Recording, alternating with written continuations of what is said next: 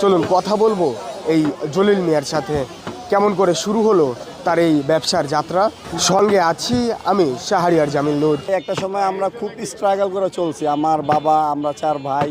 একটা সময় half KG গোছ যে আমরা কিনবো, আমাদের মাসের পর মাস চিন্তা ভাবনা করা লাগছে।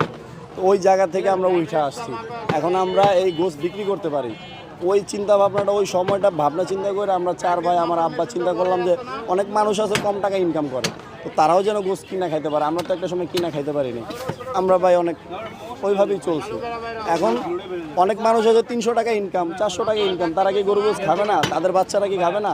তো আমাদের এইখান থেকে যার তার যতটুকু প্রয়োজন কিনে নিতে পারবে, নিয়ে তার বাচ্চার মুখে তুলে দিতে পারবে।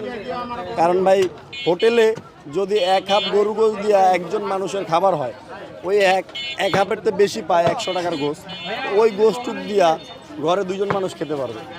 তো একটা স্বামী স্ত্রী বা স্বামী স্ত্রীর সাথে একটা বাচ্চা থাকে, তাদের ওই অল্প টাকায় অল্প জিনিস